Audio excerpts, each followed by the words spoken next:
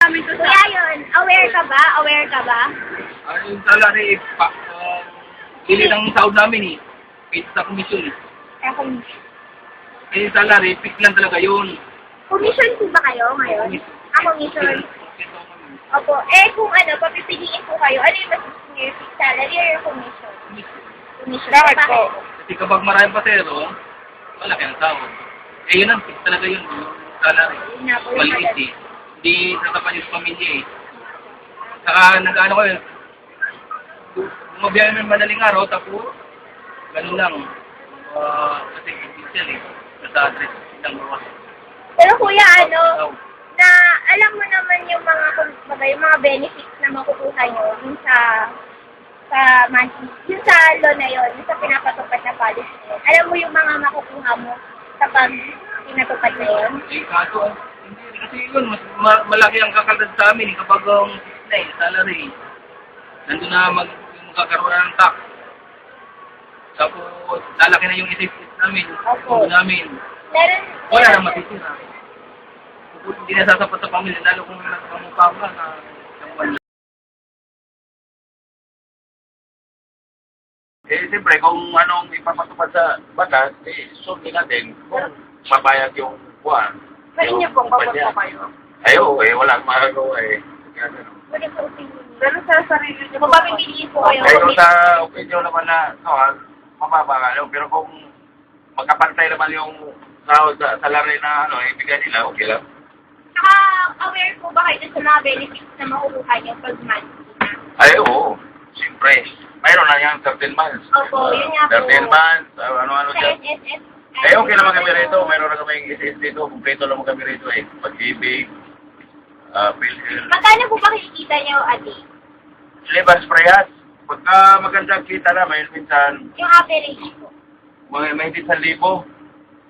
Alay, Compare talaga sa fix, mas mababa po talaga yung mababa talaga kasi arawan na eh. Pero okay lang yun. Hindi ka na magmamadali. Ito lang, karira. Saka po may, di ba dalawa na po yung shift, may pang umaga kami, pang gabi. Hindi rin, 8 hours na lang po yung... Mas maganda kung i-split nila overtime, may overtime. Kasi ang biyahe namin, nasugbo eh, layo. Paano kayo kung, magbandik lang ka naman, alas 6 ng alas 2 ng araw, mag-press trip ka, magbilang ka na ng 8 araw, 8 oras, 8 oras na yun, paano yun, dapat may overtime. Yun lang yung May overtime, siyempre. Pagka tapos sa overtime, mababa naman driver, palit na naman nila, palit naman, pahinga naman, relax ang driver, kasi simple na lang. Iwas disgrasya na din. Kahit nga kami, may monitoring, Kung isa lang limit namin, mayroon pa rin mga aksidente. Bakit kaya? Ayun ba, hindi na siguro, hindi na kabutihan, Ano po, ano po di ba? Ano po ba mas gusto niyo? Yung commission based or yung okay lang kahit ano? Kahit ano. Pero kung isa lang talaga. Ang Papapiliin sa inyo, commission or yung fix? maganda yung, komisyon. Kaso lang, wala man tayong magawa kasi batas na eh.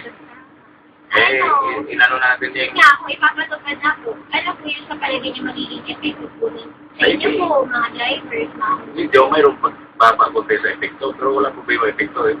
Ang importante, mahalaga na ang mga pasayro, mahalaga.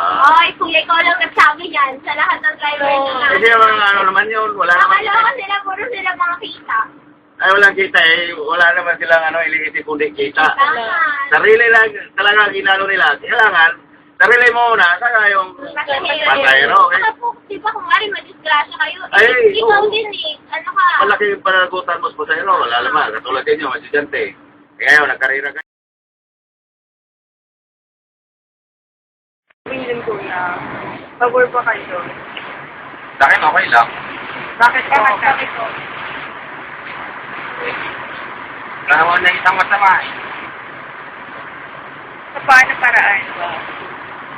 Kasi for example, di ba, sinasabi ng drive, sinasabi nila na mas malaki kita ako eh. Kapag komisyon, di ba? Sa akin naman, kung overall, yung month ng pasahero, ganun pa rin naman eh. Kung hindi ka makipag-unahan, hindi mo yung pag-unahan yun, di ba? Hindi pa rin yung kita eh. Hindi naman babawasan yung pasahero, di ba? Ano benefit sa ating mga passengers? Ano yung talagang may Safety lang. Para sa akin, safety lang. Hindi na kailangan mo ipag.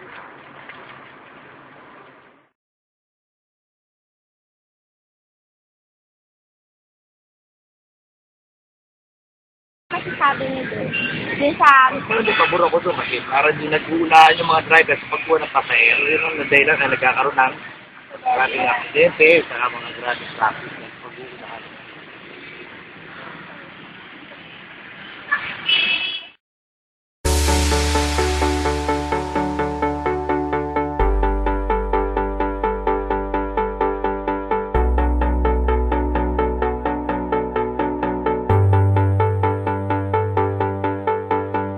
I can't win, I can't reign, I will never win this game without you, without you, without you, without you.